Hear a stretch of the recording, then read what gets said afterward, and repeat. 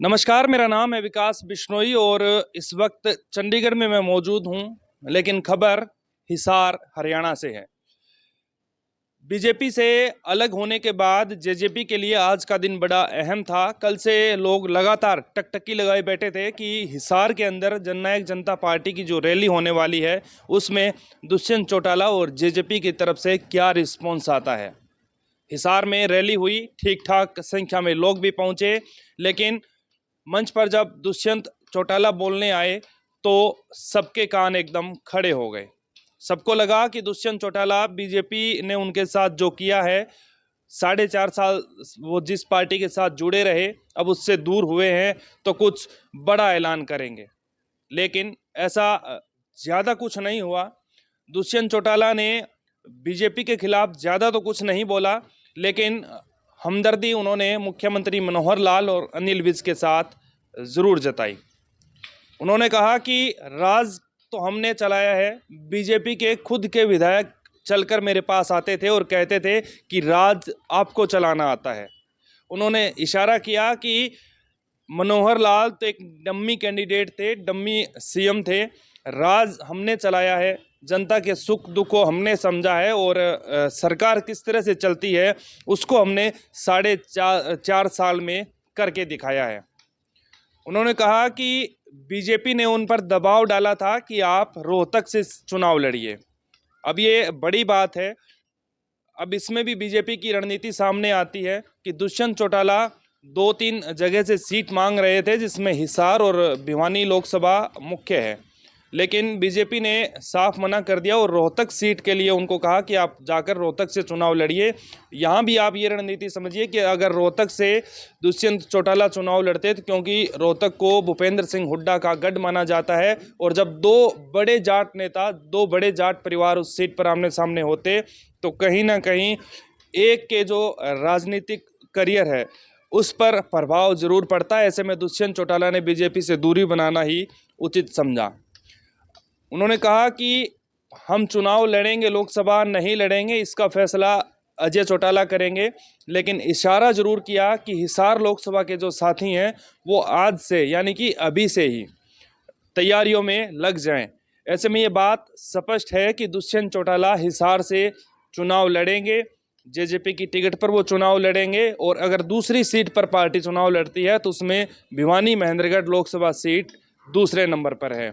लेकिन ये बात तो तय है कि 2014 में जिस सीट पर वो पहला चुनाव लड़े 26 साल की उम्र में, जहां से वो जीते, उस सीट पर दुष्यंत चौटाला कंफर्ट महसूस कर रहे हैं और वहां से वो चुनाव लड़ेंगे। और इसकी तैयारियां इशारों में उन्होंने जो अपने कार्यकर्ता हैं उनको बोल दी। एक बात और भी कही कि जब 2014 में मैं राजनीति में आया था तो मैंने कहा था कि अभी मेरे पास 75 साल की उम्र तक का टाइम है, यानी कि 50 साल की राजनीति मेरे में बाकी है। अब उस बात को 10 साल हो गए तो मैं फिर दोहराता हूं कि 40 साल मैं आप लोगों की सेवा करूंगा। यानी कि अपनी दूरदर्शिता को उन्होंने बताया, दिखाया कि मैं आप लोगों की लंबे वक्त तक सेवा करूंगा। साथ ही उन्होंने कहा कि पिछली बार तो महज 10 विधायक आपने दिए थे, नई नवेली पार्टी थी, लेकिन अब की बार हम 50+ विधायक यहाँ से हरियाणा से बनेंगे और जेजेपी की सरकार बनाएंगे।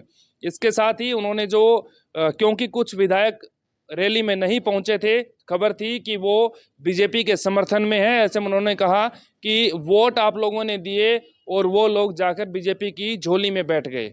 लेकिन शायद दुष्यंत चौटाला एक बात भूल गए कि वोट तो जेजेपी को लोगों ने दिए थे, 10 सीटें जितवाई थी। जिस बीजेपी के खिलाफ आपने वोट मांगे थे, आखिर में लोग ये कहते हैं कि आप भी उसकी झोली में जाकर बैठ गए, यानी कि आपने भी उस सरकार को बिना उनके समर्थन मांगे आपने समर्थन दिया था इस बात पर कि प्रदेश में एक स्थायी सरकार लोगों को मिले। मुख्य बात यह है कि कुछ ज़्यादा प्रभाव दुष्यंत चौटाला के चेहरे या फिर जो रैली हुई उस पर नहीं दिखा कि उनका गठबंधन बीजेपी से टूट गया है।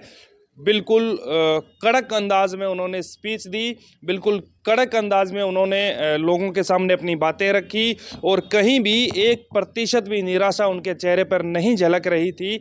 यानी कि उन्होंने स्पष्ट कर दिया कि जेजेपी ने 4.5 साल सत्ता में रहे, अगर वो बाहर रहते तो जो इतना लंबा सूखा है, यानी कि 2005 तक जब चौटाला की सरकार थी उसके बाद से 2019 तक का जो सूखा था वो खत्म नहीं होता। उस सूखे को, कार्यकर्ताओं के कामों को वापस हरा भरा करने के लिए उन्होंने बीजेपी का साथ दिया, उनके साथ समझौता किया और अब 4.5 साल सत्ता चलाने के बाद अगर बीजेपी ने उनको दूर कर दिया है तो कोई बात नहीं, वो अब अपनी रणनीति तैयार करेंगे, पहले लोकसभा चुनाव और उसके बाद विधानसभा चुनाव। लेकिन उन्होंने इशारा जरूर किया कि लोकसभा चुनाव में हिसार के जो कार्यकर्ता हैं वो अभी से तैयारियों में जुट जाएं, यानी कि जेजेपी हिसार और भिवानी महेंद्रगढ़ लोकसभा 2 सीटें कंफर्म है जहां से चुनाव लड़ सकती है लोकसभा का। बाकी जो पार्टी की मीटिंग होगी उसमें फैसला लिया जाएगा। इस चीज़ को लेकर आप क्या सोचते हैं, उस बारे में भी आप अपनी राय हम तक पहुंचा सकते हैं, शेयर और कमेंट आप कर सकते हैं। और अगर ये आपको रिपोर्ट पड़ताल पसंद आए तो आप इसको लाइक और शेयर ज़रूर कीजिए। और अगर आपने पक्की रिपोर्ट चैनल को अभी तक सब्सक्राइब नहीं किया है तो आप कर लीजिए। मेरा नाम है विकास और कैमरे के पीछे मेरे साथी अक्षय। नमस्कार।